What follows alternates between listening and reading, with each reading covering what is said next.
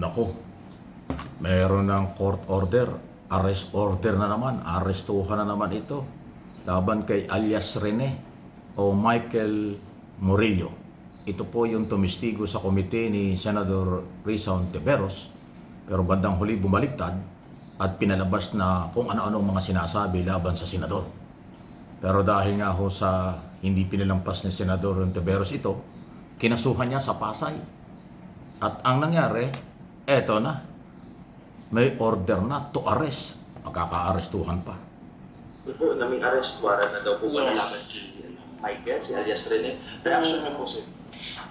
Very good development po. Wini-welcome ko po yung balitang yan na may inisyo ng arrest warrant kay Michael Maurilio kaugnay ng criminal case na inihain sa kanya dahil sa kanyang pagsisinungaling tungkol sa aming investigasyon, yung ginawang investigasyon ng Senado tungkol kay Apollo Kibuloy. Ma'am, may mensahe po ba kayo sa kanya? Dapat na po ba siyang sumuko, makipag-cooperate sa authorities? Kung nakikinig si Michael, na baka ito na yung pagkakataon na finally mag-cooperate siya ulit sa mga otoridad at ituro yung bigger fish tulad ng sinimulan niyang gawin sa Senado dati.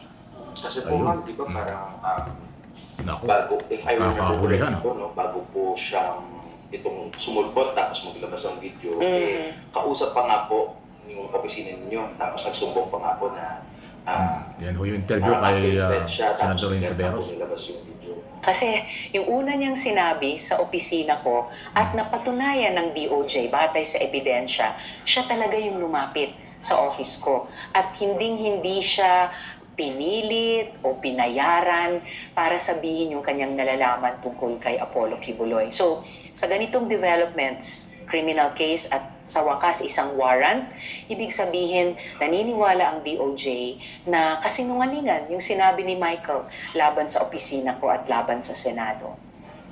Sa tingin sa nalabangit, Ayun. Actually, yung pong court order, arrest order, ay galing sa Pasay. Regional Trial Court. Naku, may problema. Paano isasalba yan?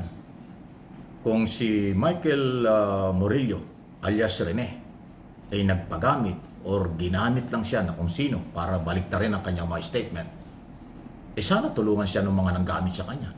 Kasi pag may court order, aarestuhin siya, makukulong siya.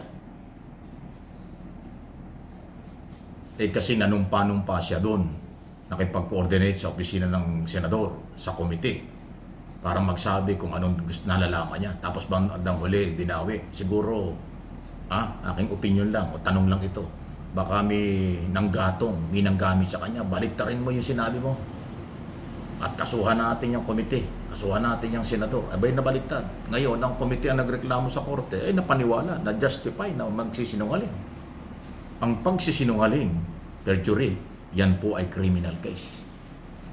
At nakumbis yung korte, kaya merong arrest order. O ay problema ngayon niya. Sana, aking hinihiling, sana ay tulungan siya ng mga nakapaligid sa kanyang maaaring siya ay ginamit o tinuruan ko anong gagawin. Kasi kung hindi, siya lang makakalabuso dyan. Itong si Risa Hontiveros, hindi ho nyo pwedeng takutin itong babaeng ito, senadorang ito. Iba ang tapang at paninindigan ito.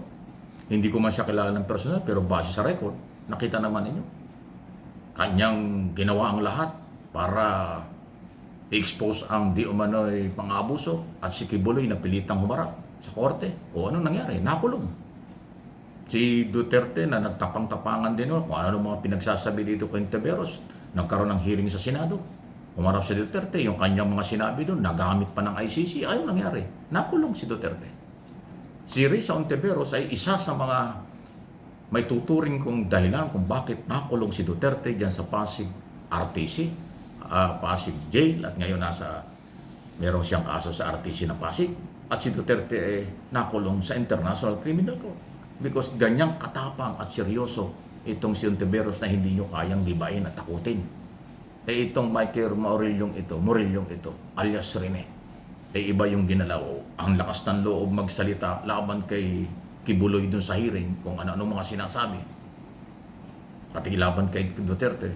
Tapos biglang nakalabas, nagbago ng mga pahayag. Ay problema. On record, sinumpa ang salaysay, nanumpa sa komite, nagbagong bigla, binabaliktad niya. So, na-justify ngayon sa korte na nagsisinungaling, kaya pinapa-aresto siya. Yan po yan. Kaya maging aral po ito. Sa lahat na nagsasalita, huwag kayong magsalita kung wala kayong sapat na tapang at kaalaman sa batas at kakayanan. Kasi pagka kayo ay nagbago-bago ng statement, babalikan kayo ng batas at mananagot kayo. Ignorance of the law excuses no one. Yan po yan. Natapatan nyo, senador na hindi kaya nyong paikutin, hindi nyo kayang takutin. O ano nangyari kayo? Yung sagot po ni Senador Tiveros, reaction lang yun sa development ng kaso.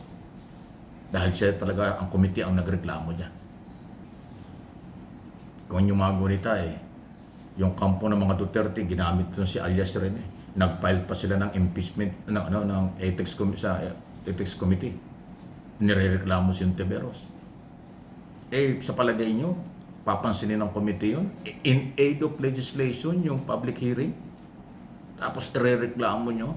At ang magrereklamo ay yung pabago-bago ng statement na pinapalabas nyo, binayaran daw. Wala nga pera yan si Tiveros. Alam ba nyo, isa yan sa pinakamahirap na senador. Kung di ako nagkakamali, ang kanyang idinklalang asset parang 18 to 19 million lang Bahay na ari-arian at pera, di napakaliit, no? Baril lang po yun sa isang senador. Ibig sabihin, hindi siya kurap. Hindi siya mayaman. Hindi siya nagpayamang senador. Tapos sasabihin nyo, nagbayad ng testigo para siraan yung inyong mga kampe. Napaka imposibleng nangyari. So, yun po yung kwentong, yun po yung mga nakaraan na ating binabanggit lang. Bakit siya humarap sa hearing? Bakit siya kinasuhan? Bakit siya may warrant of arrest? Kaya kinatutuwa ng senador.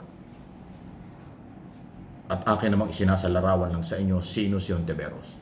Simpleng senador, hindi nagpayaman, at hindi nyo kayang takutin at bayaran. Ayan ang napalaan nyo ngayon. Kasi nga, no one is above the law. Ignorance of the law excuses no one. Ulitin ko, kung sino ang nanggamit, at ikaw naman, Michael, ay nagpagamit, may problema ka na ngayon. Sana tulungan ka ng mga taong nakapaligid sa iyo ngayon. Kung saan ka man nandoon, aarestuhin ka. Pag hindi ka nagpa-aresto at sumurrender, magiging wanted ka. Lalong nagulo ang buhay mo. Dapat kasi sinunod mo kung ano yung sinumpaan sa ilalim ng batas at sa komite ng Senado, yun na lang ang pinangatawanan mo. Binago-bago mo May problema ka na ngayon. Good luck na lang.